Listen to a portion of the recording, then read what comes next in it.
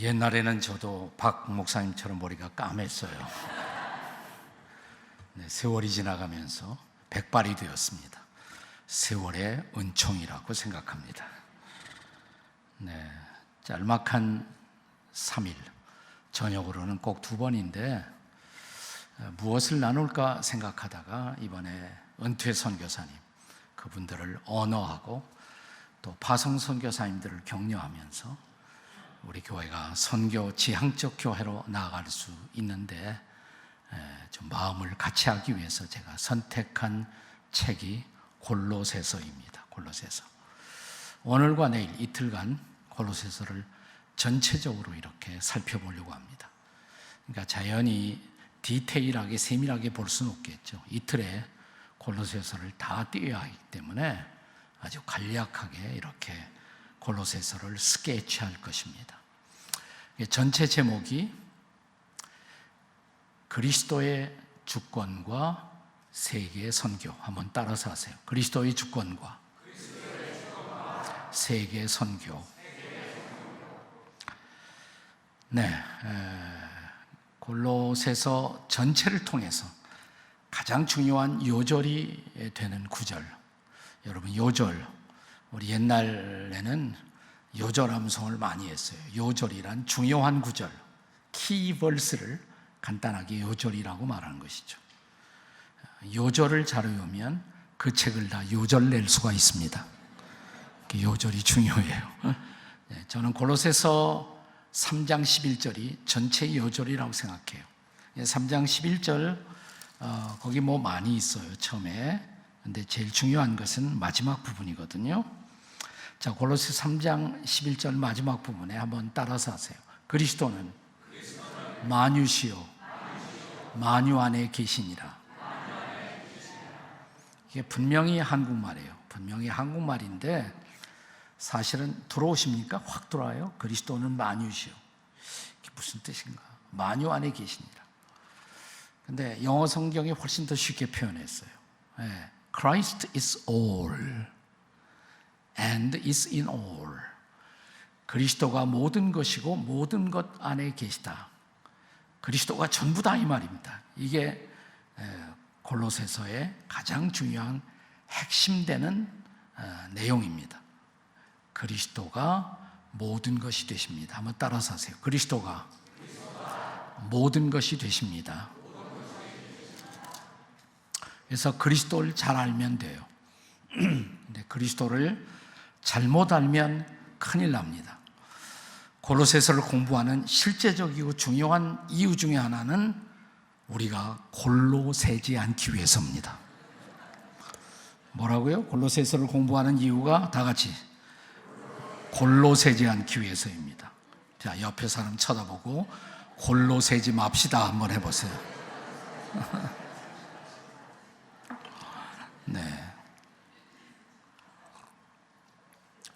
네, 오늘은 제가 1장, 2장을 이렇게 스케치해드리고 내일은 3장, 4장을 스케치해드릴 것입니다. 각 장에 또 요절이 있어요. 각 장. 네. 자, 1장의 가장 중요한 요절은 어떤 구절일까? 1장 18절입니다. 1장 18절. 다시 한번 읽습니다. 1장 18절을 한 번 더 읽습니다. 시작. 그는 몸인 교회의 머리시라. 그가 근본이시요 죽은 자들 가운데서 먼저 나시니니 이는 친히 만물의 으뜸이 되려 하심이요. 여기서 만물의 으뜸이라는 말이 나와요. 사실은 굉장히 어려운 말입니다. 그냥 first라는 단어로 영어로 번역되어 있지만 사실은 굉장히 의미심장한 단어입니다. 만물을 존재케 하는 원인이 되신 분이시다, 이런 뜻이에요. 만물을 존재케 하는 원인이 되신 분, 그분이 바로 그리스도다. 이것을 1장에서 선포합니다. 그러니까 1장은 만물의 주가 되신 그리스도. 다 같이 만물의 주가 되신 그리스도. 제가 4장을 간단히 스케치하고 다시 1장으로 돌아오겠습니다. 2장의 중심 요절은 뭐냐? 2장 6절과 7절, 조금 아까 읽었어요. 한 번 더 읽습니다. 골로새서 2장 6절과 7절을 함께 같이 읽습니다. 시작. 그러므로 너희가 그리스도 예수를 주로 받았으니 그 안에서 행하되 그 안에 뿌리를 박으며 세움을 받아 교훈을 받은 대로 믿음에 굳게 서서 감사함을 넘치게 하라. 중요한 단어가 주라는 단어예요. 주님. 그리고 또 중요한 단어가 여기 2장 7절에 믿음이라는 단어입니다. 믿음. 연결시키면 믿음의 주. 그리스도는 믿음의 대상이시다, 주인이시다 이 말입니다. 사실 그것은 1장과 연결되어 있어요. 그리스도가 만물의 주인이라면, 그분 때문에 만물이 존재하고 있다면 그분을 믿어야지 뭐 다른 거 믿을 수 없잖아요. 그래서 2장은 믿음의 주가 되신 그리스도. 다 같이 믿음의 주가 되신 그리스도. 그리고 3장으로 가요. 3장의 요절은 뭘까?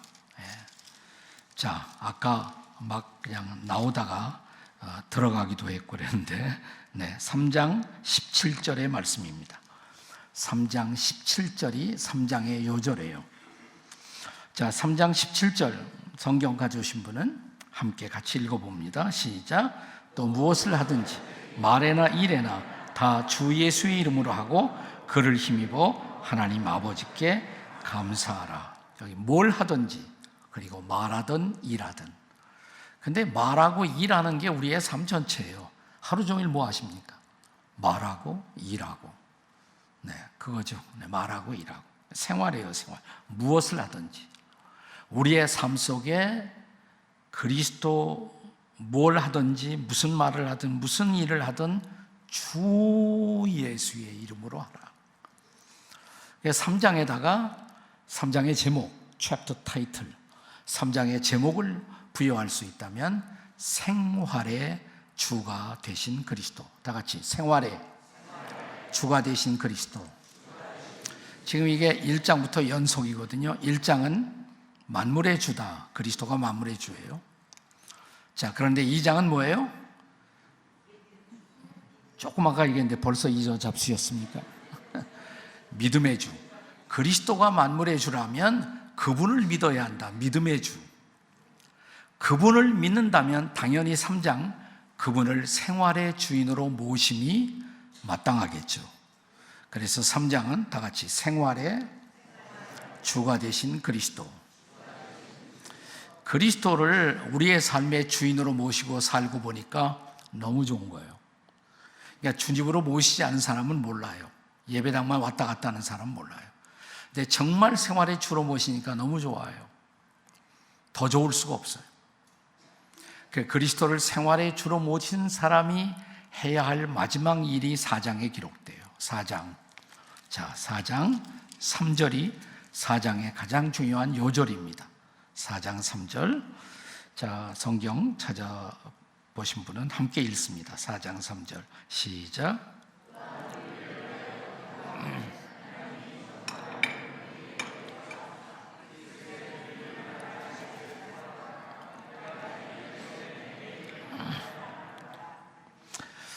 바울이 이 골로새서라는 책을 로마의 감옥에서 씁니다. 감옥에 들어간 사람이 기도 제목을 낸다면 당연히 빨리 감옥에서 나오게 해달라고, 기도해달라고 그러겠죠. 근데 그런 기도 제목이 없어요, 바울에게. 그게 없어요. 놀라운 사실이에요. 우리를 위해 기도하되 하나님이 전도할 문을 우리에게 열어주사. 그러니까 여기서도, 감옥에서도 전도의 문이 열리도록 기도해달라고. 그리고 이렇게 고백합니다. 내가 이 일 때문에, 전도하는 이 일 때문에 매임을 당했습니다. 감옥에 들어온 이유도 전도 때문입니다. 선교 때문입니다. 바울의 존재 이유, 바울의 삶의 이유, 그것은 전도이고 선교였어요. 그래서 4장에다가 전체 챕터 타이틀, 장 제목을 정한다면 선교의 주 혹은 전도의 주.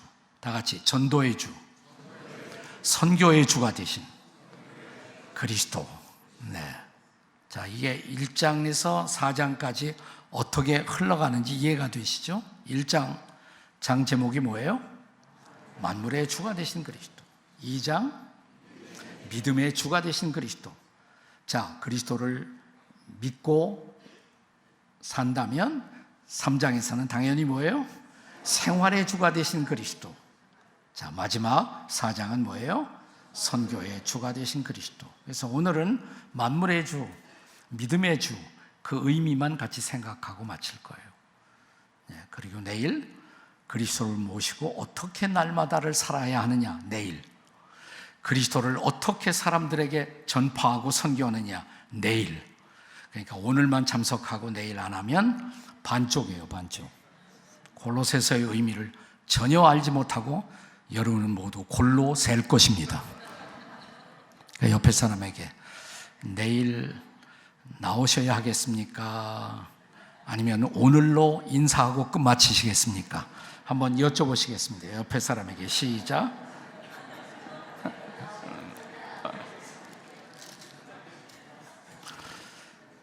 다시 골로새서 1장으로 들어오세요. 화란에 유명한 수상이 있었어요. 수상이면서 정치가죠. 근데 신학자예요. 아브라함 카이퍼라는 사람이 있었습니다. 아브라함 카이퍼. 그 사람은 성경에 가장 중요한 사상이 있다면 성경의 중요한 사상 핵심이 뭐냐? 그것은 그리스도의 영역 주권이다, 이런 말을 했습니다. 그리스도의 영역 주권. 무슨 말이냐면 삶의 모든 영역은 다 그리스도의 주권 아래에 있다. 삶의 모든 영역은 다 그리스도의 주권 아래에 있다. 이 땅에 있는 단 1인치의 영역도 그리스도에게 속하지 않은 것은 아무것도 없다. 모든 삶의 영역은 그리스도의 주권 아래에 있다라는 유명한 말을 했습니다. 자, 골로새서는 1세기에 쓰여진 책이죠. 1세기. 바울이 전도하다가 로마의 감옥에 들어가서 쓰여진 편지입니다. 근데 그 시대, 로마가 세계를 통치하던 그 시대에, 바울이 전도하던 그 시대에 길거리에서 두 사람이 만나면 보통 이런 인사가 주고받습니다. 한 사람이 이렇게 인사합니다. 시자는 주님이십니다. 가이사는 주님이십니다. Caesar is the Lord. 시자가 주님이십니다. 가이사가 주님이십니다. 라고 한 사람이 인사를 하면 인사를 어떻게 받느냐 하면 맞습니다. Yes, 맞습니다. 나의 주님은 가이사이십니다. My Lord is Caesar. 나의 주님은 시자입니다. 이렇게 인사를 받아야 돼요. 그러니까 여러분이 길에서 둘이 만났어요. 한 사람이 가이사는 주님이십니다. 그러면 다른 사람이 예, 맞습니다. 나의 주님은 가이사이십니다. 그런데 이런 일이 1세기에 가끔씩 벌어졌어요. 어떻게? 한 사람이 인사를 해요. 가이사는 주님이십니다. 그런데 이렇게 인사를 받는 사람이 있어요. 아니에요. No, no. My Lord is Jesus Christ. 나의 주님은 예수 그리스도이십니다. 이 말을 하는 순간 그는 체포됩니다. 감옥에 갑니다. 그리고 콜로세움 같은 형장에서 그의 목숨을 바치는 이슬로 사라지기도 했습니다. 그만큼 나의 주님은 그리스도이십니다라는 것은 목숨을 건 고백이에요. 너무나 중요한 고백이에요. 너무나 중요한 고백. 다 같이 나의 주님은 예수 그리스도이십니다. 여러분, 이 고백을 위해서 목숨을 걸 용의가 있습니까? 네, 얼마나 중요한 고백이에요. 왜 그분이 주님이실까요? 1장이 그것을 설명해 줘요. 1장에 보면 바울 사도가 골로새 1장에서 그리스도가 주님이신 이유, 그가 만물의 주가 되신 이유를 4가지로 설명해요. 1장에 4가지로 설명이 되어 있습니다. 자, 우선 1장 16절을 같이 읽겠습니다. 1장 16절. 어떻게 여기 스크린은 두 번째가 먼저 나오나? 첫 번째 하는 데는. 자, 첫 번째. 그건 16절인데. 네. 나름대로 지금 수고하고 계시니까 여기서. 자, 1장 16절을 같이 한번 읽겠습니다. 성경에서 같이 읽어요. 시작. 만물이 그에게 창조되되 하늘과 땅에서 보이는 것들과 보이지 않는 것들과 혹은 왕권들이나 주권들이나 통치자들이나 권세자들이나 만물이 다 그로 말미암고 그를 위하여 창조되었고. 마지막이 중요해요. 만물은 그를 위하여 창조되었고, 그로 말미암아 창조되었고, 그로 말미암아 지어졌고, 그분을 위하여 창조되었다. 그러니까 그리스도는 만물의 창조자다 이 말이에요. 만물은 창조자다. 근데 여기 자세히 보시면 눈에 보이는 것들뿐만 아니라 보이지 않는 것들과 하고 왕권, 주권, 통치자, 권세자들, 성경학자들은 이것은 천사들의 활동 영역에 따라서 붙여진 이름일 것이다 이렇게 생각을 해요. 천사 가운데 기적을 행사하는 천사도 있고 정사나 통치에 관여하는 천사도 있고 여러 가지 천사들의 역할이 있어요. 눈에 보이는 만물은 물론 보이지 않는 천사들, 그러니까 대표적인 보이지 않는 피조물이 천사예요. angels. 눈에 보이지 않는 천사들까지도 그분에 의해서 그분을 위하여 다 창조되었다. 왜 그분은 주님이신가? 그분이 모든 것을 창조하셨기 때문에. 아멘. 그 만물 가운데 여러분도 포함되어 있어요. 그분이 여러분을 지으셨기 때문에. 그분은 왜 나의 주님이신가? 그분이 나를 창조하셨기 때문에. 아멘. 그분이 나를 창조하셨어요. 창조자예요. 자, 근데 이제 그 다음에 14절로 다시 돌아갑니다. 창조만 했을 뿐만 아니라 14절 보시면 그분은 만물의 혹은 인간의 속량자라고 말씀하십니다. 속량자. 자, 14절 말씀을 14절을 같이 읽어요. 시작.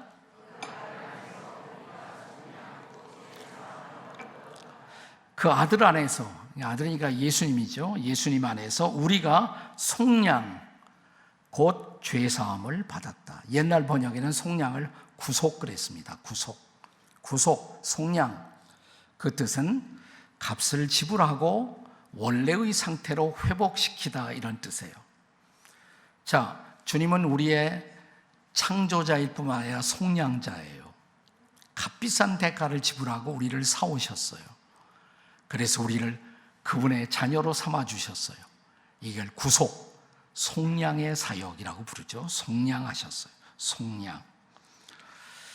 자, 그런데 여기 성경에 보시면 우리가 순서대로 하면 창조 먼저 얘기하고 그 다음에 예수님이 오셔서 속량하셨으니까 속량, 그 다음에 이렇게 나와야 할 텐데 바울 사도는 속량을 먼저 얘기해요. 그리고 그 다음에 창조를 얘기해요. 그렇죠? 왜 그랬을까 도대체? 여러분, 세계 역사는 창조가 먼저고 속량이 나중이지만 우리는 예수님을 통해서 구원을 먼저 받아요. 속량을 받아야 구원받은 다음에 보니까 하나님이 만물을 창조하신 분이다. 그것도 나중에 알게 돼요. 그러니까 경험적으로는 속량이 먼저 오는 거예요. 그래서 먼저 기록한 거예요.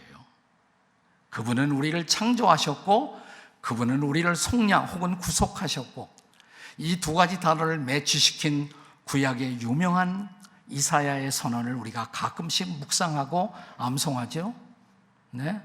하나님은 뭐예요? 나를 창조하셨고 그 다음에 구속하였고 그 다음에 또 많은 사람 가운데 지명해서 불렀나니 뭐예요? 너는 내 것이다. 내 것이다. 하나님이 우리 하나님 거래요. 하나님 거. 나는 내 게 아니라 하나님 거예요. 내 마누라도 내 게 아니라 하나님 거예요. 하나님 거. 우리는 하나님께 속해 있어요. 왜? 창조하셨고 속량하셨기 때문에. 이 창조와 속량의 개념을 아주 아름답게 설명한 이야기를 저는 잊어버리지 못합니다. 저 아프리카에 한 젊은이가, 토인 젊은이가 자기 집 앞에 강이 흐르고 있어요. 그런데 그 강에 카누, 배를 타고 늘 다니는데 한번 좋은 배를 내가 만들어 보자. 그래서 큰 수목을, 나무를 잘라서 한 두세 달 걸려서 정성껏 자기가 타고 다닐 배를 만들었어요. 자기가 만든 배니까 자기 작품이죠. 애정이 있었겠죠. 네, 내가 만든 배니까. 네. 그리고 그 배를 볼 때마다 감탄하는 거예요. 야, 내가 잘 만들었구나, 이렇게. 그리고 그 배를 타고 노를 저 자기 집 앞에 강가를 늘 타고 다녔습니다. 어느 저녁 자기 집 앞에 이제 배를 이렇게 걸어놓고 하룻밤을 자는데 그날 밤 폭우가 내렸습니다. 폭풍우가 내렸어요.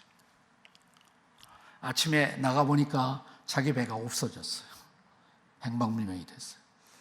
여러 달 동안 배를 만든 그 정성 때문에 포기할 수 없는 그 배를 찾아 나섰습니다. 쭉 강가를 따라 저 하류로 내려가면서 계속 배를 찾고 또 찾지만 찾지 못했어요. 그러다가 얼마나 걸었을까? 정말 강의 하류에서 더 하류. 가다 보니까 어떤 마을, 어떤 집 앞에 틀림없이 자기가 만든 배가 거기 있는 거예요. 얼마나 반가웠을까요? 그래서 내 배라고. 그러니까 아니래요. 네 배라는 증거가 어디 있니 도대체? 네. 하지만 내가 만든 배, 포기할 수 없는 그 배에 대한 애정 때문에 하다 안 되니까 그럼 그 배 나한테 다시 팔라고. 그러니까 자기가 만든 배를 자기가 사는 거죠. 그것도 비싼 돈을 달래. 그래서 비싼 값을 지불하고 잃어버렸던 그 배를 다시 샀습니다. 다시 노를 저 그 배를 타고 집으로 오면서 이 젊은이는 배를 향해 속삭이기를, 배야 나는 너를 만들었고 너를 잃었다가 비싼 값을 주고 다시 샀으니 너는 더블로 내 거야. 너는 더블로 내 거야. 그게 바로 창조하고 속량이라는 개념을 합친 거죠. 그것이 바로. 네. 자, 하나님이 뭐라고 말씀하세요? 우리를 보고 나는 너를 창조하였고, 둘째, 또 너를 속량하였으므로 너는 내 것이다. 자, 옆에 사람에게 당신은 하나님의 것입니다. 한번 해보세요. 옆에 사람에게 당신은 하나님의 것입니다. 자, 그 다음에 한 구절을 더 보세요. 그 다음 구절인데 17절 말씀이에요.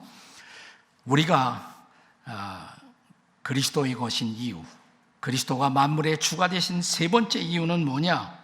17절에 기록되어 있어요. 17절 같이 읽습니다. 17절 다 같이 시작. 또한 그가 만물보다 먼저 계시고 만물이 그 안에 함께 서느니라. 그러니까 만물은 사실 예수님은 만물보다 먼저 계신 분이에요. 창조자니까.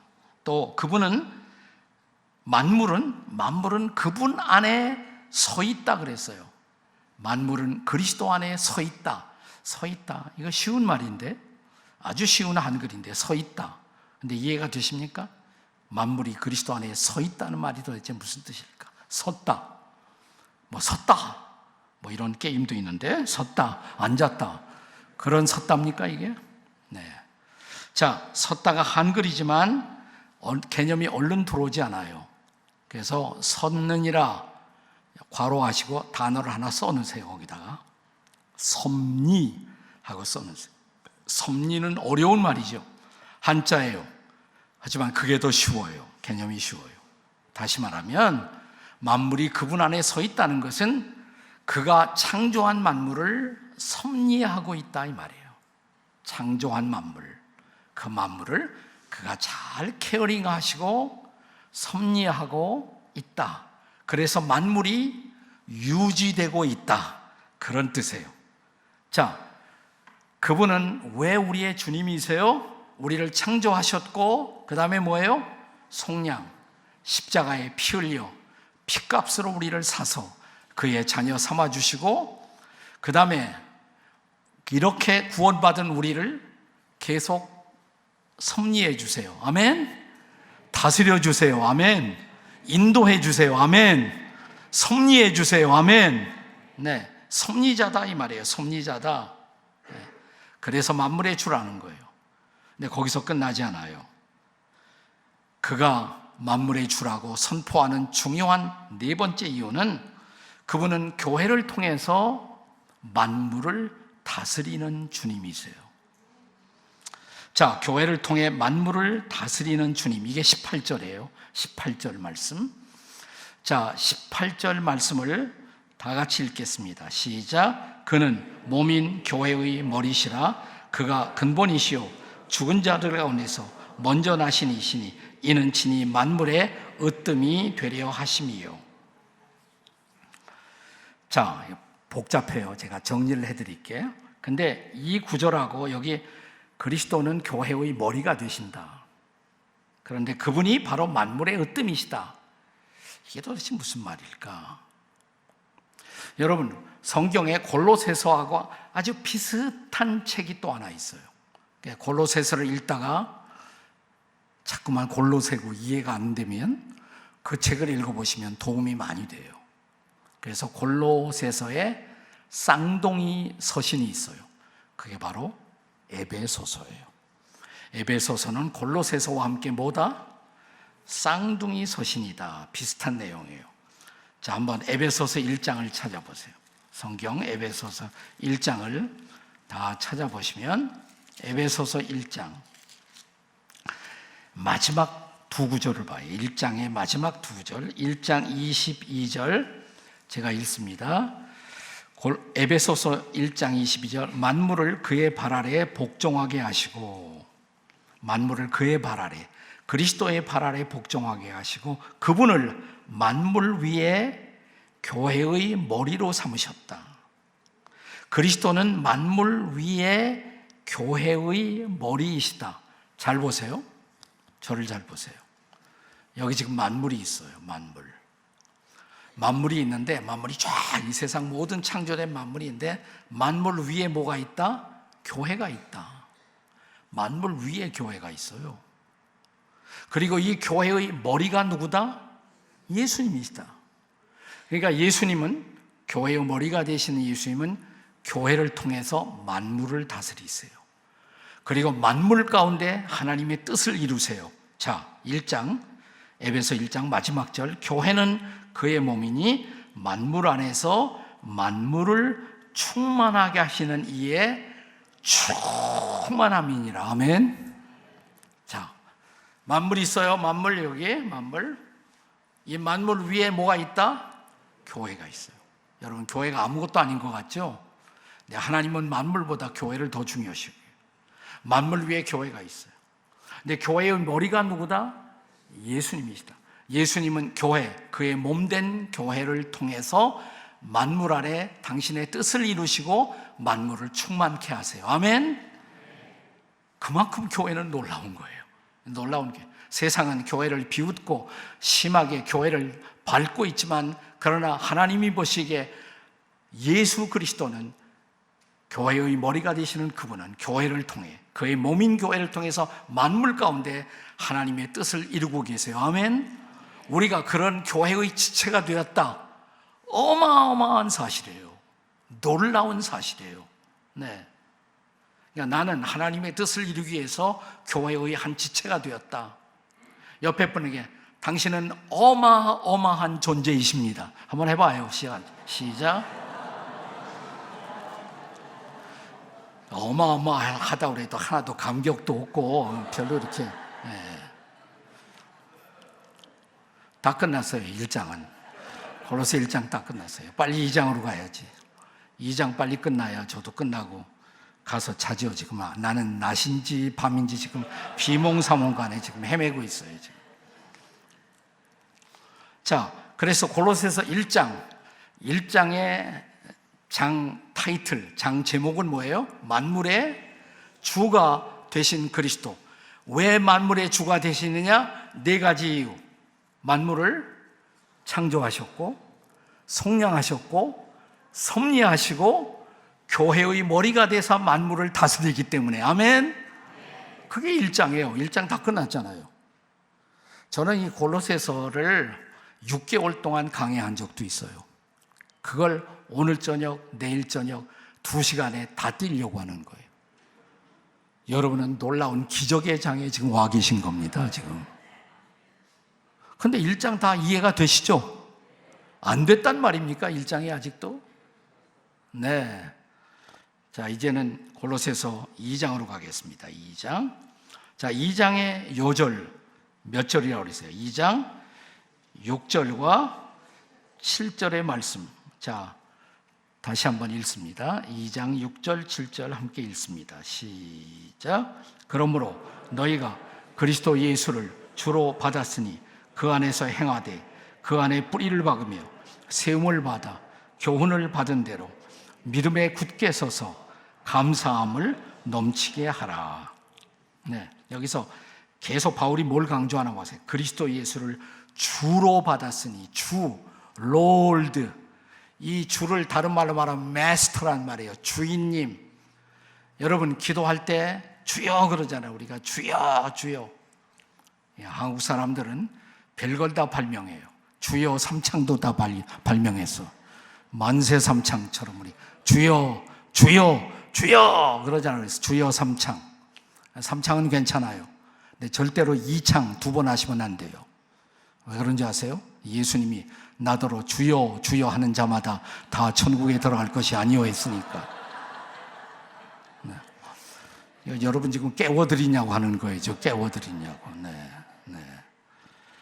자, 그런데 우리가 기도할 때 주여만 하지 말고 이따 없이 기도하다가 바꿔서 해보세요. 주여 그러지 말고 주인님.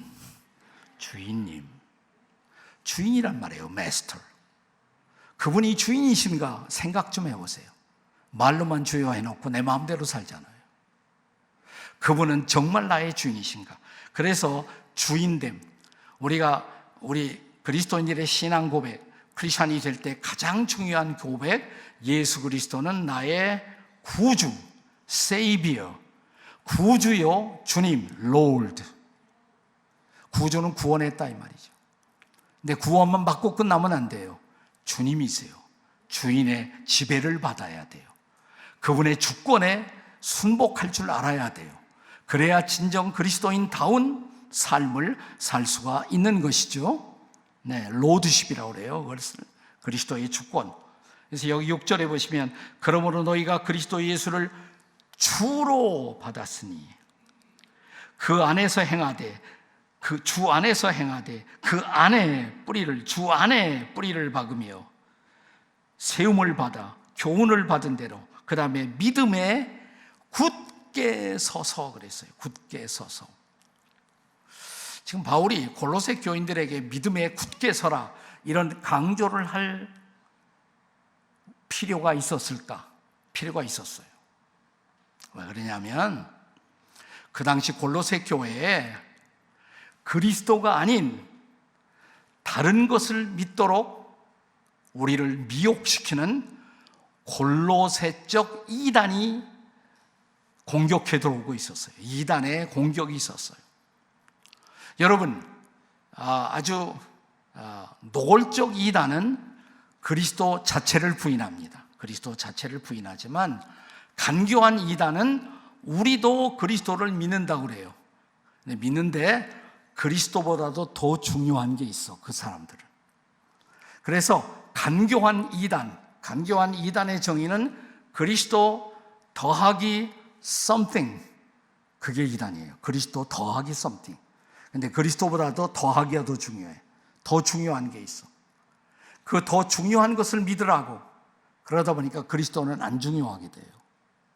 신천지 겉으로는 얘기하고 자기들도 그리스도 믿는데요. 근데 그 안에 들어가면 모든 계시를 완성할 새천지의 주인이 이만희씨예요. 그분을 믿어야 돼.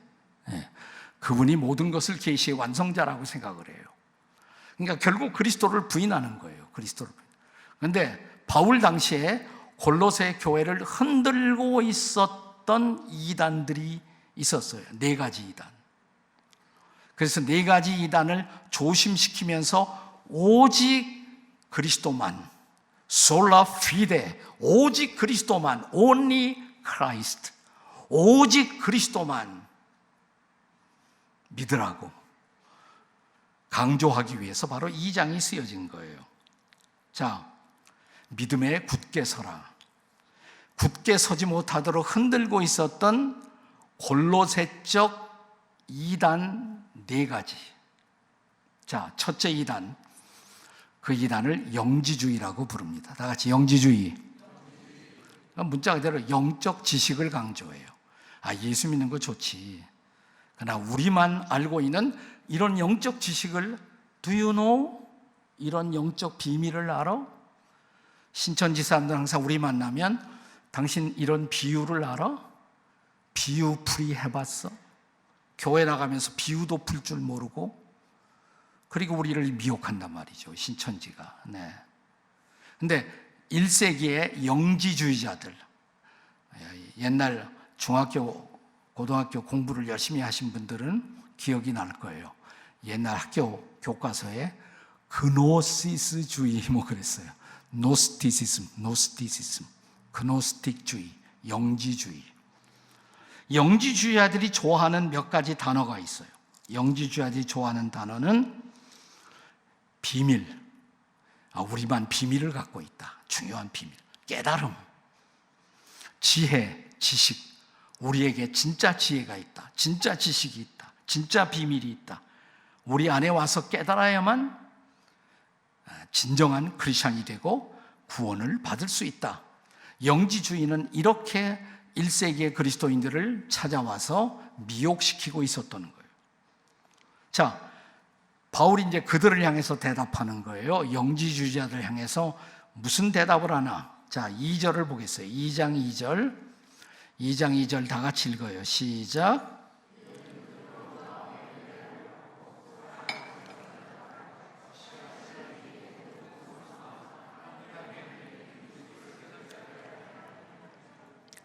제일 중요한 것이 마지막 부분인데요. 다 같이 비밀인 그리스도를 깨닫게 하려 함이니. 자, 비밀과 깨달음이라는 단어를 누가 좋아한다? 영지주의자들이. 근데 바울은 골로새 교회 성도들에게 이렇게 편지를 쓰는 거예요. 비밀은 무슨 비밀? 그리스도가 비밀이지.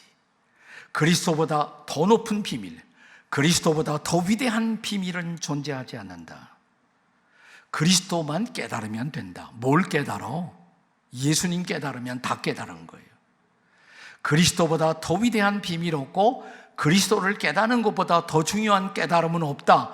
그리스도의 비밀인 예수 그리스도를 깨닫는 것, 이것이 가장 놀라운 일인 것을 알아야 한다. 아멘. 바울이 지금 그렇게 얘기하는 거예요. 이게 영지주의자들은 바울의 논박이에요. 자, 그 다음 절 보세요. 2장 3절 다 같이 읽겠습니다. 2장 3절 시작. 그 안에는 지혜와 지식의 모든 보화가 감추어져 있느니라. 자, 영지주의자들이 좋아하는 단어 또 지혜, 지식. 우리 단체에 와야만 진짜 지혜를 알 수가 있다. 진짜 영적 지식을 알 수가 있다. 그래서 영지주의자라요. 진짜 영지주의, 영적 지식, 영적 지혜를 알 수가 있다. 근데 그들에게 바울은 지금 이렇게 편지 쓰는 거예요. 그 안에는 누구예요? 그리스도 안에는 뭐예요? 지식과 지식의 모든 보화가 다 들어있어요. 아멘? 예수님 안에 다 있어요. 모든 지혜, 모든 지식이. 이게 예수님을 떠난 지혜, 예수님을 떠난 지식 필요 없다 이 말이죠. 그리스도 안에 모든 지혜, 모든 지식이 다 있다. 그러니까 Christ is all. 예수가 전부다. 예수가 모든 것이다. 아멘. 그래서 영지주의자들을 지금 조심하라고 영지주의자들의 해답을 일러준 거예요, 바울이. 자, 또 하나 이단이 있어요. 골로새 교회를 흔들고 있었던 또 하나의 이단, 그 율법주의예요. 율법주의. 자, 그러니까 율법주의자는 뭐냐면, 그러니까 간교한 율법주의자들은 예수 믿는 거 좋지. 예수 믿는 거 좋지만 뭐예요? 예수보다 율법이 더 중요해. 율법을 지키지 않으면 진정한 크리스천이 될 수가 없어. 뭐 한국에도 온갖 그 이단들이 많은데 이런 이단도 있어요. 초막절이라는 이단도 있어요. 초막절을 구약처럼 지켜야 구원받는다. 뭐. 구약의 율법 중에 하나인데 그걸 강조해서 그렇게 말해요. 또 유월절파도 있어요. 유월절 지켜야 뭐 된다. 뭐 이런 사람도 있어요. 근데 바울 당시에는 율법주의자들 가운데 골로새 교회에 와서 골로새 성도들의 신앙을 흔들면서 뭐하냐면 너 할례 받았어? 할례 안 받으면 하나님의 백성이 될 수가 없다. 물론 구약시대 할례를 받았어요. 그리고 그 할례가 바로 하나님의 백성이 되는 외부적, 표면적, 그러니까 남자의 성기에 표피를 이렇게 까므로써 하나님의 백성이라는 표현을 드러내도록 한 구약의 율법이 있었단 말이죠. 구약의 율법. 그런데 할례도 안 받고 어떻게 하나님의 백성이 되느냐? 할례 안 받고 어떻게 구원을 받느냐? 자, 그들을 향해서 바울이 어떻게 대답하나 보세요. 2장 11절 같이 읽겠습니다. 2장 11절 다 함께 같이 읽습니다. 시작. 또 그 안에서 너희가 손으로 하지 아니한 할례를 받았으니 곧 육의 몸을 벗는 것이요 그리스도의 할례니라. 그러니까 우리는 손으로 하는 할례, 그런 할례가 아니라 우리에게 필요한 것은 뭐냐? 진정으로 육신의 몸을 벗는 그리스도의 할례를 받아야 된다. 그리스도의 할례. 그리고 그 다음에 12절에 너희가 세례로, 침례로, 베프티즘, 예수 믿고 물속에 들어갔다 나와요.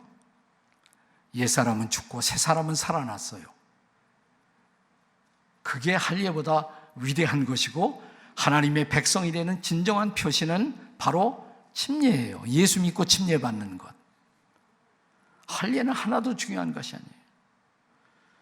그래서 구약에 이런 율법을 가지고 와서 할례도 안 받고 어떻게 그리스도인이라고 하느냐라고 묻는 율법주의자들에게 바울의 대답, 우리는 할례보다 더 위대한 예수 믿고 성부와 성자와 성령의 이름으로 침례받았다. 이게 바울의 대답이에요. 아멘? 자, 그 다음에 또 율법주의자들의 또 향해서 바울의 중요한 대답이 16절에 나와요. 2장 16절. 자, 같이 읽겠습니다. 2장 16절 시작. 그러므로 먹고 마시는 것과 절기나 초하루나 안식일을 이유로 누구든지 너희를 비판하지 못하게 하라. 자, 여기 율법을 따라 절기 있어요. 1년 중 지키는 절기. 절기는 1년 중 지키는 것.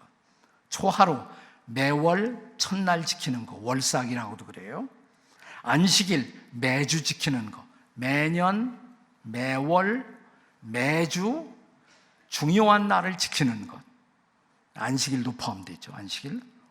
그걸 지켜야 구원받고 하나님의 백성이 된다. 이것이 그 당시 율법주의자들의 주장이었단 말이죠. 자, 바울은 그들을 향해서 이렇게 말합니다. 17절이 바울의 대답이에요. 율법주의자들에 대한 대답. 17절 같이 읽겠습니다. 시작. 이것들은 장래일의 그림자이나 몸은 그리스도의 것이니라. 그러니까 구약의 모든 절기는 그림자예요. 장차 오실 그리스도를 보여주고 있었던 거예요. 안식일도 그림자예요. 무슨 그림자인 줄 아세요?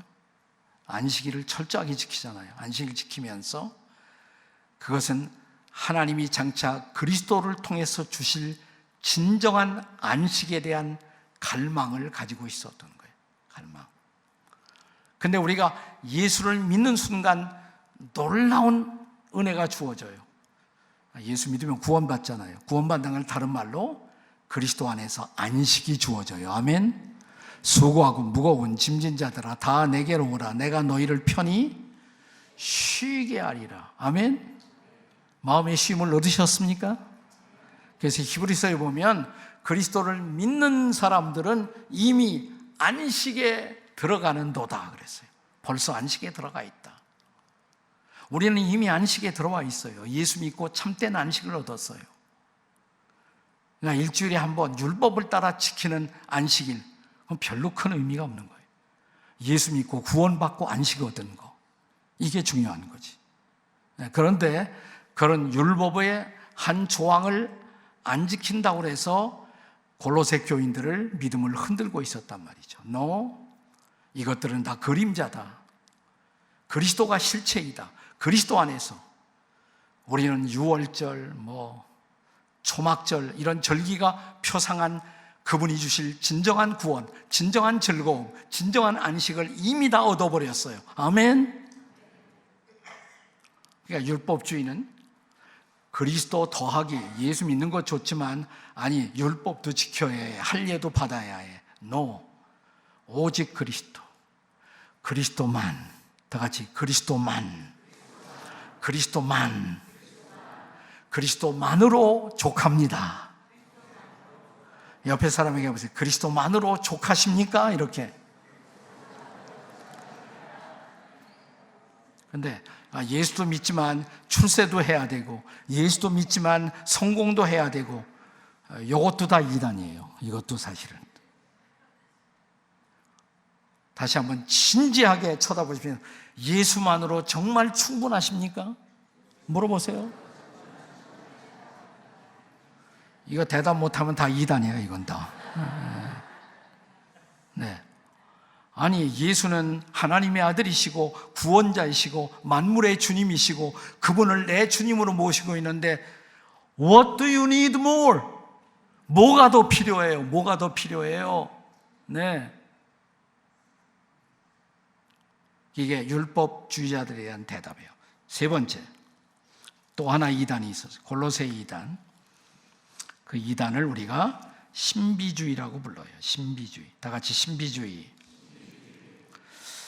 자, 우리가 이제 이 신비주의에 대해서 18절의 말씀을 한번 보겠습니다. 자, 2장 18절 말씀. 다 같이 읽어요. 시작. 아무도 꾸며낸 겸손과 천사 숭배를 이유로 너희를 정죄하지 못하게 하라. 그가 그 본 것에 의지하여 육신의 생각을 따라 헛되이 과장하고, 그것까지만 우선.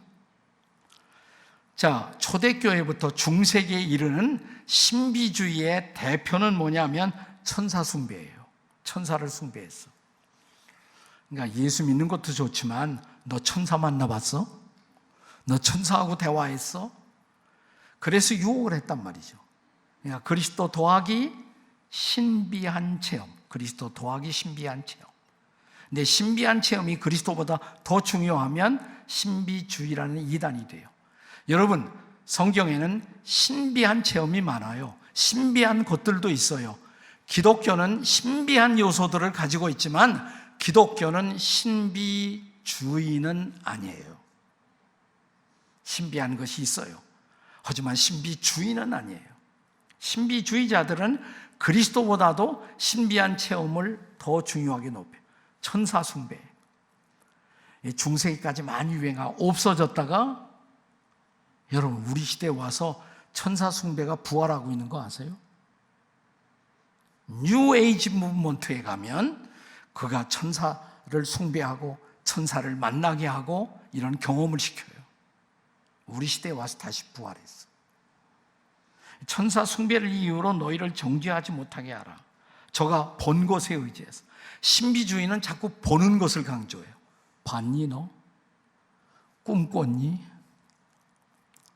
저는 베개에 머리만 대면 잠이 와요. 나는 놀라운 은혜라고 생각해요, 그것이. 근데 우리 마누라는 밤낮 꿈을 꿔요. 아침에 일어나면 뭐 이상한 꿈 꿨다고 또 쫙 얘기를 해요. 그걸 아침마다 들어야 하는 그 고통. 내 평생의 십자가 중에 하나입니다. 꿈 얘기를 들어줘야 돼요. 나는 우리 마누라가 꾼 꿈이 어쩌면 하나님이 주신 계시일 수도 있다고는 생각을 해요. 사실 꿈이라는 것은 수동적이에요. 내가 꾸고 싶다고 꾸는 것이 아니라 꾸어지는 거잖아요. 하나님이 가끔씩 꿈을 이용해서 어떤 계시를 주시기도 해요. 하지만 모든 꿈이 계시는 아니에요. 나는 우리 마누라의 꿈의 99%는 순전히 너그두림이라고 저는 확신해요. 개꿈이라고 확신해요. 그래서 잘 들어주고 잊어버려요. 저는 그냥 잊어버려요. 네, 잊어버려요. 네. 근데 신비주의자는 항상 본 것을 강조한 말이에요. 보는 걸 강조해요. 근데 바울은 뭘 강조하니까? 믿음은 어디에서 나며? 들음에서. 들음은 무엇으로? 그리스도의 말씀으로 말미암았느니라. 아멘. 네. 자, 하나만 더 하면 돼요. 자, 골로새적 2단 중에 하나, 마지막 네 번째는 뭐냐면 이것을 금욕주의라고 불러요. 금욕주의. 자, 아까 세 번째는 뭐라고 했어요? 신비주의. 신비주의는 천사숭배, 본 것에 의지하여 육신의 생각을 따라 헛되이 과장하고, 그러니까 신비주의자들의 간증에는 과장이 많아. 온갖 과장이 많아. 굉장히 신기한 것 같죠? 거기에 넘어가면 안 돼. 거기에 과장이 많아요. 온갖. 거기에 속으면 안 돼요. 과장이에요. 근데 뭐라고 해요? 19절에 머리를 붙들지 아니하는지라.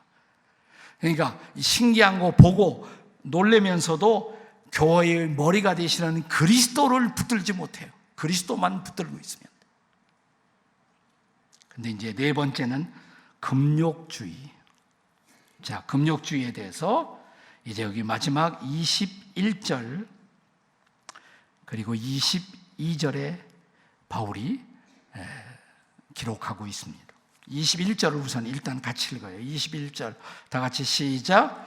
붙잡지도 말고 맛보지도 말고 만지지도 말라 하는 것이 금욕주의의 3대표. 붙잡지 말아라, 맛보지도 말아라, 만지지도 말아야. 붙잡고 맛보고 만지면 다 죄가 된다. 사실 이 금욕주의라는 이단도 영주주의하고 깊은 관련이 있어요. 영주주의라는 이 주의를 사상을 파고 들어가면 이원론이에요. 이원론. 영혼과 육체를 나눠놓고, 저는 사람이 죽으면 육체는 흙으로 돌아간다고 믿어요. 영혼은 하나님의 생기로 말미암았기 때문에 하나님께로 간다고 믿어요. 그러나 살아있는 동안은 영혼과 육체가 분리되어 있지 않고 역동적으로 함께 작용해요. 영혼이 육체에 영향을 끼치고 육체가 영혼에 영향을 끼치기도 해요. 그런데 영지주의자들은, 금욕주의자들은 육체를 악한 것으로 생각해요. 육체는 다 악한 것이다. 영혼만이 깨끗한 것이다. 그러니까 영혼이 더 깨끗해지려면 육체를 억압해야 된다. 육체를. 그래서 금욕을 하는 거예요. 그냥 건강을 위해서 금욕하는 것이 아니라 영혼이 깨끗해지기 위해서, 더 거룩해지기 위해서 육체를 학대해요. 막 육체를 칼로 긁기도 하고. 동양 종교, 많은 고행 종교들이 다 금욕주의예요. 몸을 학대한단 말이에요. 몸을 학대하고 굶기도 하고. 그러니까 정말 기도하기 위해서 사흘 금식한다, 이건 필요한 것이지만 그게 아니고 늘상적으로 그렇게 한단 말이에요. 늘상적으로. 그리고 여자들 근처에만 가도 큰일 난다. 다 죄가 된다. 붙잡지도 마라. 맛보면 음식도 다 죄가 돼. 그러니까 음식도 거룩한 음식, 거룩하지 못한 음식이 있으니까 다 구별해야 된다. 그러니까 지나치게 음식도 따지고 구별하고, 이것도 금욕주의자들이에요. 맛보지도 말고. 난 다 먹어, 무조건. 저도 이제 당원인데, 거룩한 당원이 됐어요. 당뇨회원, 당원. 그래도 저는 믿음으로 다 먹어요. 마가복음 마지막 절을 암송하면서 독을 마실지라도 해를 받지 아니하며. 네. 그래도 건강하게 잘 살고 있어요. 믿음으로 하니까. 건강해 보여요, 안 보여요? 네. 그리스도만 바라보면 돼요. 아멘? 네. 그게 이상한 다이어트 하는 것보다 훨씬 더 중요한 거예요. 네. 자, 그 다음 절 보세요. 이 모든 것은 한때 쓰이고는 없어지리라. 마지막 절이에요. 23절. 다 같이 읽겠습니다. 23절 시작. 이런 것들은 자의적 숭배와 겸손과 몸을 괴롭게 하는 데는 지혜 있는 모양이나 오직 육체에 따르는 것을 금하는 데는 조금도 유익이 없느니라. 이게 뭐 거룩해 보이죠. 몸을 학대하고 뭐 이렇게 늘상 금식하고 습관적으로 금식하고 거룩해 보이는 것 같지만, 그거 한다고 육체를 따르는 것을 금하는 데 유익이 없다. 그거 한다고 거룩해지지 않는다 이 말이에요. 금욕주의적 행동, 금욕주의적인 모든 방법이 우리를 거룩하게 만드는 것이 아니다 이 말입니다. 한국교회 야사를 읽어보시면 하도 이성에 대한 생각이 많이 나고 내가 육욕을 극복하지 못한다고 생각한 목사님 한 분이 계세요. 성결교회 양도천이라는 목사님이 계셨어요. 그분이 성욕을, 육욕을 극복하기 위해서 계룡산에 들어가요. 그리고 어떻게 했냐면 자신의 성기를 다 잘라버렸어요. 그리고 나중에 이단이 됐어요. 근데 그래도 그분이 솔직한 분이에요. 내가 다 잘랐는데 그래도 생각이 나더라. 이렇게. 그렇다고 거룩해지는 것이 아니다 이 말이에요. 방법은 하나밖에 없습니다. 방법은 뭐예요? 오직 그리스도. 아멘. 우리가 히브리서 11장 믿음의 영웅들의 열전이 다 끝난 후에 12장에 들어가서 믿음의 주요 온전케 하는 이 시인 누구를? 예수를 뭐하자? 바라보자. 믿음의 주, 오서, 믿음의 시작하게 만들어주신 분, 온전케 하는 믿음을 완성시켜 주는 분 그리스도, 내 믿음의 알파요 오메가, 내 믿음의 전부이신 오직 주 예수 그리스도를 바라보자. 아멘. 그것만이 대답이에요. 그것만이 대답이에요. 제가 좋아하는 이야기하고 마치려고 그래요.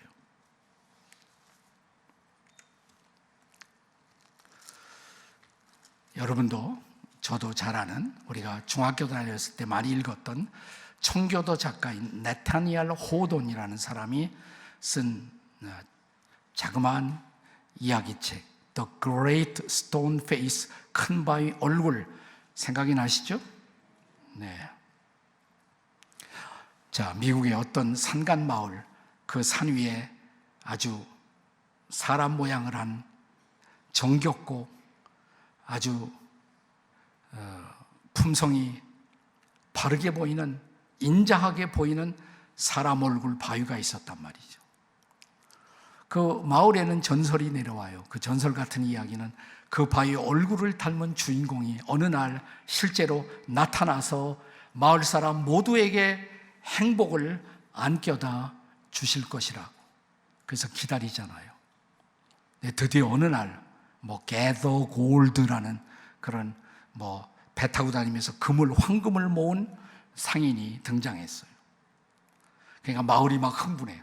닮았어요. 저 사람이 모은 저 황금을 가지고 우리 모두를 행복하게 해주겠구나. 근데 그는 형편없이 마을 사람들을 실망시키고 떠나갑니다. 그 후에 장군님이 등장하잖아요. 제너럴, 장군. 전쟁터에서 무공을 세운 훌륭한 장군. 닮았어요. 마을이 흥분합니다. 그런데 얼마 후에 그도 다시 마을 사람들을 실망시키고 떠나갑니다. 그 다음에 정치가가 등장하죠. 정치가가. 잘생겼어요. 너무나 그 바위 얼굴을 닮았어요. 그에게 소망을 걸었지만, 그를 따랐지만 다시 마을 사람들에게 형편없는 실망을 안겨다 주고 떠나갑니다. gather gold, 황금의 상인이 떠나가고, 장군이 떠나가고, 정치가가 떠나가고, 시인이 등장해. 마지막 시인. 시인이 갸냘프게 보였지만 어딘가 모르게 바위 얼굴을 닮았어요. 그래서 이번에 마지막 희망을 걸었습니다. 그러나 그 사람도 아니올시다였어요. 그 바위 얼굴을 닮은 주인공은 영 나타나지 않는 모양이다. 실망하고 있는 마을 사람들을 앞에 놓고 실망하지 말라고, 아직도 우리는 기다려야 한다고, 그 마을에서 태어나 마을에서 자라난 마을 지도자 어네스트라는 사람이 마을 사람들에게 이야기를 하고 있는데, 황혼의 햇빛이 그의 얼굴을 비치는 순간 누군가가 소리치잖아요. 어네스트야, 어네스트, 어네스트가 닮았어. 그 바위 얼굴을 닮은 주인공은 그들 가운데 있었단 말이죠. 그들 가운데. 어네스트라는 이분은 이 마을 태생으로 아침에 일어나면 늘 바위 얼굴을 바라봅니다. 일하러 나가면서 바위 얼굴을 쳐다봅니다. 일하면서 힘들 때마다 바위 얼굴을 쳐다봅니다. 하루 일을 마치고 돌아오면서 바위 얼굴을 바라보고 그는 집으로 돌아옵니다. 사람은 바라보는 대상을 닮아요. 바라보는 대상을 닮습니다. 아침에도 점심에도 저녁에도 그는 마지막 잠자리에 들기 전에 한 번 더 창 건너편에 고무승프로한 바위를 쳐다보고 한밤의 안식 속에 들어갑니다. 아침에 일어나면 기지개를 펴고 창문을 열고 다시 바위 얼굴을 바라봅니다. 사랑하는 여러분, 여러분이 아침에 눈을 떠서 제일 먼저 바라보는 대상이 누구세요? 아침에 눈을 떠서. 아침에 눈을 딱 떴어요. 아유, 지겨워. 오늘 하루 또 어떻게 살아야 해? 여러분의 제1성은 뭐예요? 주님, 감사합니다. 또 하루를 주셨네요. 또 하루를 주님 바라보고 살겠습니다. 하루 일을 하다가 힘들 때 주님, 저와 함께 하시죠. 주님, 저를 도와주시죠. 하루 일을 마치고 집으로 돌아오면서 주님의 도우심 때문에, 은혜 때문에 오늘 하루 일을 마무리 지었습니다. 집에 와서 가족들과 함께 저녁에 밥상을 받으며 주님께 감사를 드리고, 침상에 들기 전 주님의 은혜입니다. 이 하루도 주님의 은혜였습니다. 여러분의 시선이 그 주님을 바라보고 있다면 어느 날 이 세상을 떠나 주님 앞에 섰을 때 주님이 뭐라고 말씀하실까요? 주님이 여러분, 이 세상 다 떠나고 우리가 보면 제가 올 때마다 느끼는 것은 떠나가시는 분들이 있어. 여기 빈자리에 떠나가시는 분들이 있어. 주님 앞에 다 가셨잖아요. 주님을 만나는 순간 주님은 어떤 분들에게 이렇게 말씀하실 거예요.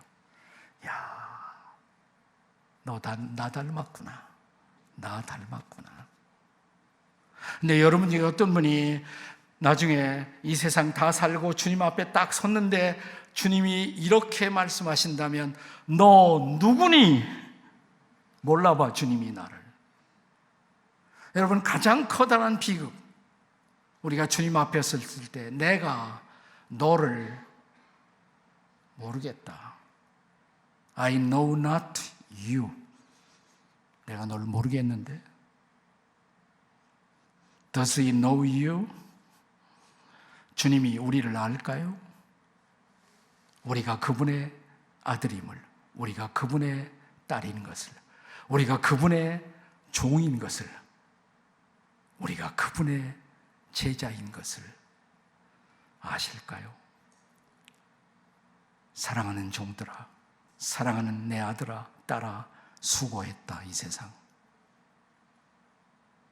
그렇게 주님 앞에 설 수 있는 삶, 오직 믿음의 초점을 그분에게 두고 살아가는 인생, 그리스도만을 주로 높이는 삶, 믿음의 주가 되신 그리스도. 그렇다면 그리스도를 믿음의 주로 고백하고 모시고 사는 사람들은 구체적으로 날마다의 삶을 우리의 생활 속에 어떻게 살아야 할까요? 그건 내일 밤에 계속하겠습니다. To be continued. 기도하시겠습니다. 같이 기도하시겠습니다.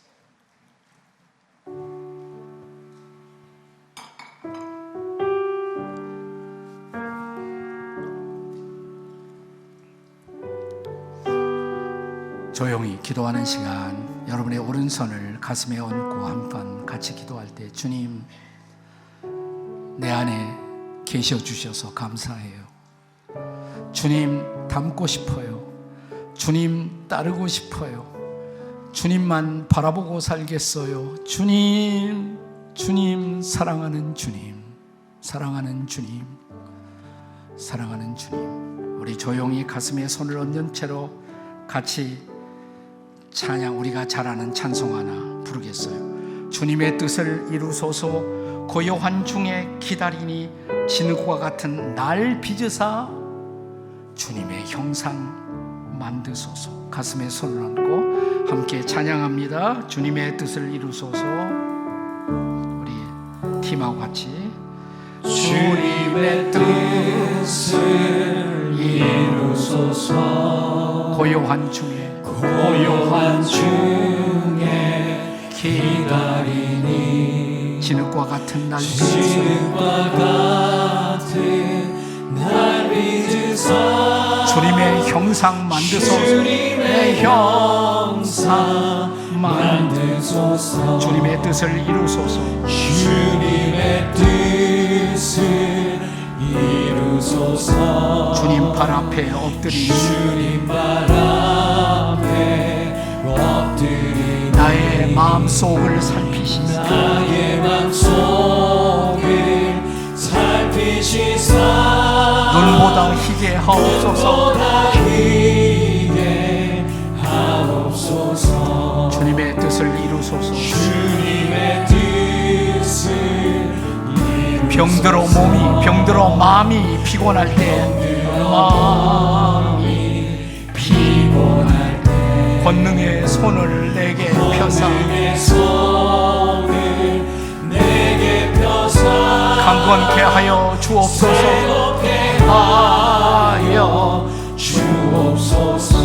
주님의 뜻을 이루소서. 주님의 뜻을 이루소서. 온전히 나를 주장하사 주님과 함께 동행함을 만민이 알게 하옵소서. 하밍, 조용히 하밍.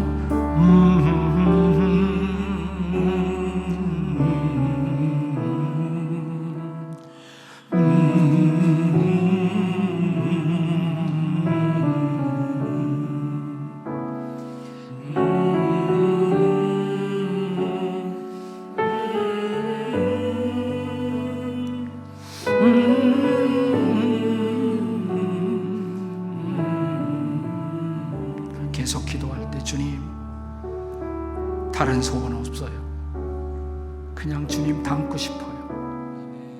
주님 따라 살고 싶어요. 저를 구원하신 주님, 나 주님만 꼭 붙들고 갈 거예요. 주님만 바라보고 갈 거예요. 주님 사랑합니다.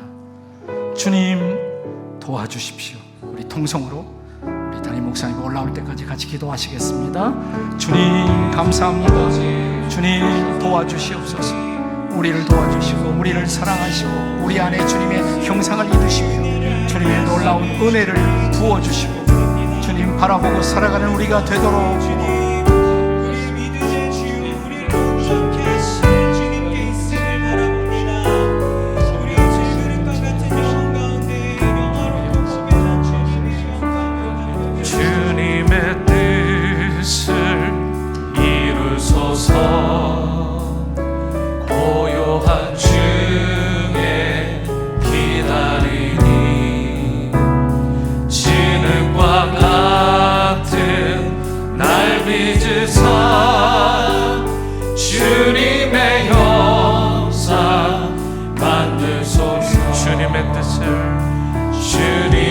뜻을 이루소서.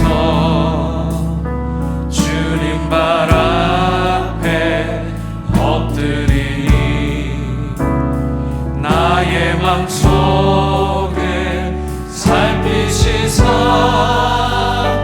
눈보다 희게 하옵소서.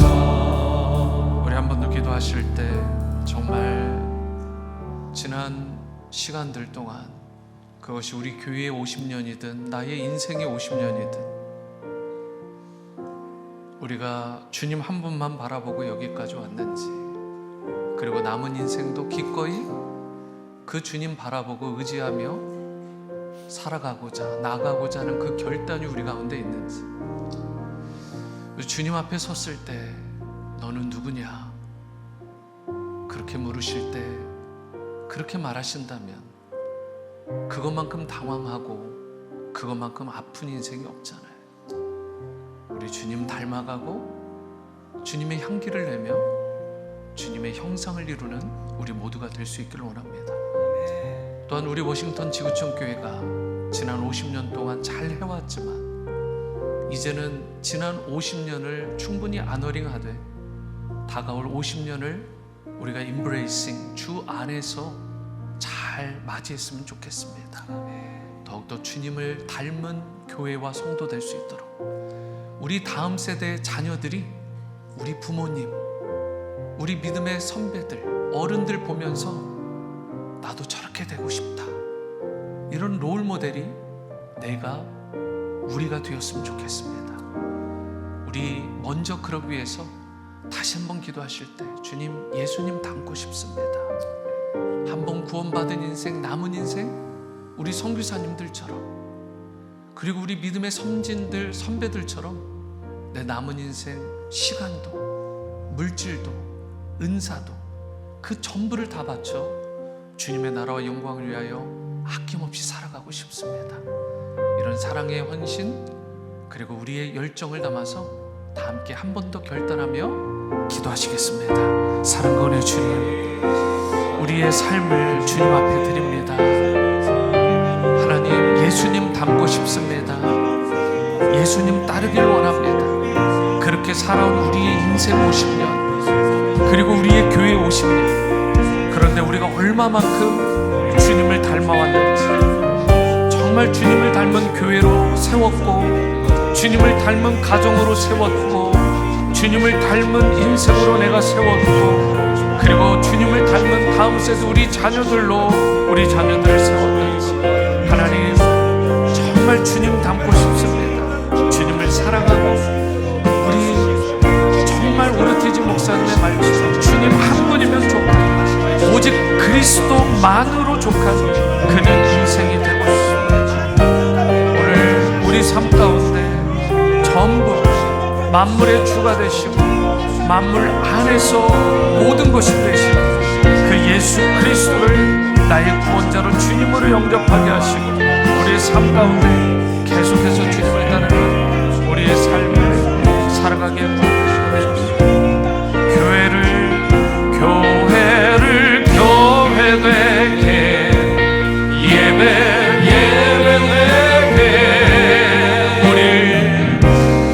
우릴 사용하소서.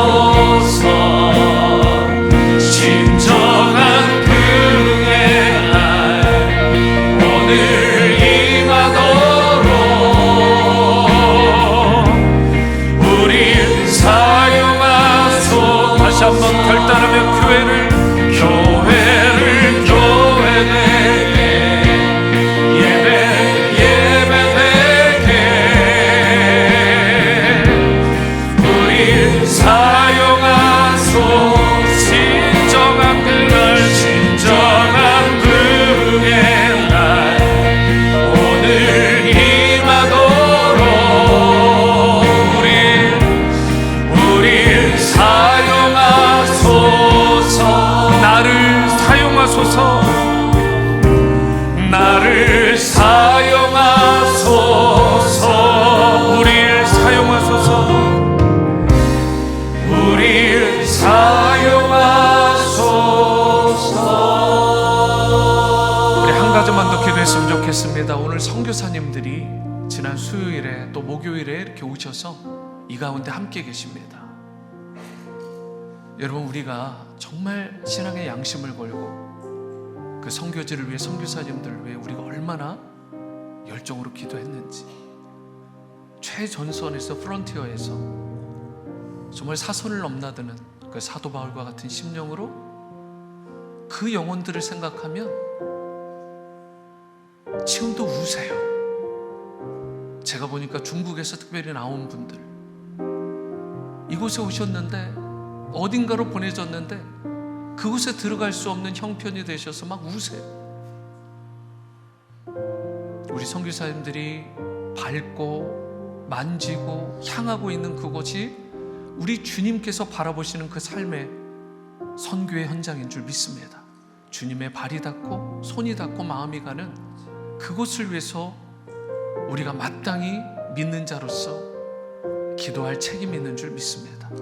우리 선교사님들 위해서 기도해 주시고, 저분들의 가정을 위해서 기도해 주시고, 앞으로의 사역에도 주님께서 새 힘과 생력을 주셔서 이번 기회를 통해서 크게 위로받고 격려받으셔서 그 현장에서 놀라운 부흥의 역사를 일으키실 수 있도록, 또 우리 은퇴 선교사님들 하늘의 위로로 덮어주시고, 남은 인생 가운데서도 주님께서 주시는 영육간의 강건함으로 주님 나라를 위하여 멋지게 쓰임받는 우리 은퇴 선교사님들 되실 수 있도록, 또 한 가지 더 기도하실 것은 우리 이동원 목사님, 강사님을 위해 기도해 주시기 바랍니다. 오늘 귀한 말씀 주셨고, 또 내일도 그리고 주일에도 계속해서 은혜의 폭포수와 같은 말씀 주실 텐데, 우리 목사님을 통해서 정말 교계에 많은 분들이 팔로우하고 있습니다. 신앙의 롤모델로 삼고 있어요. 이분이 우리 교회의 또 2대 담임 목사님이었던 것 우리가 너무나 감사하면서, 앞으로 우리 목사님 그 가정과 그 사역을 통해서 하나님 영광 받아주시고 계속해서 귀하게, 그래서 정말 큰 바위와 같이 많은 사람들이 믿고 따르는 그런 귀한 역사가 있게 해달라고. 물론 궁극적으로는 예수님을 따라야 되지만 우리 목사님과 같은 귀한 신앙의 모델이 또 우리 안에서도 많이 나올 수 있도록 우리 다 함께 선교사님들을 위해, 또 우리 이동원 목사님을 위해 다 함께 중보하면서 통성으로 마지막으로 기도하시고 우리 목사님 나오셔서 축도하시겠습니다. 기도하십니다. 사랑과 은혜 주님, 하나님 우리 선교사님을 위해 기도합니다. 참으로 가장 최프런트에서 모든 주님께서 주신 그 은혜에 감사함으로 순종하셔서 그 땅들을 품으시고 그 삶과 그 몸과 전부를 드린 우리 선교사님들 주님께서 위로하여 주시고 격려하여 주시고, 그 땅을 향한 아버지의 마음을 품고 나가는 저분들과 같이 우리도 계속해서 저분들을 품게 하여 주시고, 그리고 우리 은퇴 선교사님들 그동안 뿌려놓은 모든 것들 결코 떼지 않아도 이 땅에서 계속해서 영육간에 강건하게 하시고 큰 위로와 격려를 부어 주시옵소서. 주님 축복하여 주시옵소서. 우리 이동원 목사님 이런 귀한 말씀을 허락하심을 감사드립니다. 우리 워싱턴 교회, 지구촌 교회 참으로 2대 담임 목사로 귀하게 섬기시고 한국에서 지구촌 교회를 세우고 수많은 생명을 살리시고 제자를 삼으시고 선교하는 일에 귀하게 쓰임받으신 우리 이동원 목사님을 귀하게 사용하여 주시고 가정과 사역을 복되게 해주시고 앞으로도 놀랍게 축복하여 주시옵소서. 아버지 인도하여 주시옵소서. 하나님 인도하여 주시옵소서. 주님 흘러오는 대로 덮어주시옵소서. 아버지 역사해 주시옵소서. 함께 해주시옵소서. 우리 마지막으로 한 번 더 마음을 담아 교회를 교회되게, 교회를 교회되게, 예배 예배되게 우리를 사용하소서. 우리를 사용하소서. 우리 다 함께 자리에서 일어나셔서 찬양하십니다. 정한 부흥의 날 오늘 임하도록 우리를 사용하소서. 우리 다시 한번 만물의 머리가 되는 교회를 교회되게, 예배되게 우리를 사용하소서. 우리 사용하소서. 진정한 부흥, 진정한 부흥의 날 오늘 임하도록 우리를 사용하소서. 우리를 사용하소서. 나를 사용하소서. 나를 사용하소서. 우리를 사용하소서. 우리를 사용하소서.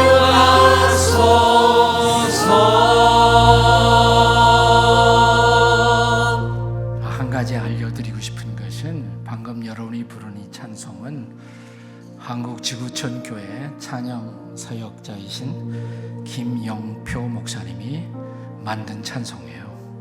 한국 지구촌 교회에서 탄생해서 알려진 찬송입니다. 이게 알았나 몰랐나요? 네, 우리 찬송이에요. 그래서 우리 교회 찬송입니다. 이제는 우리 주 예수 그리스도의 우리를 구원하신 은혜와 독생자를 선물로 주신 하나님 아버지의 그 놀라우신 사랑과 우리 안에 우리와 함께 우리 곁에 계시며 지나간 세월 50년을 인도하신 주님, 앞으로 또 새로운 50년을 인도하실 주님을 바라보며 그 주님 앞에 우리의 사랑과 감사를 그리고 결단을 드리는 지구촌 모든 공동체 가운데 성령의 인도하심이 함께 해주시기를 간절히 축원하옵나이다. 아멘.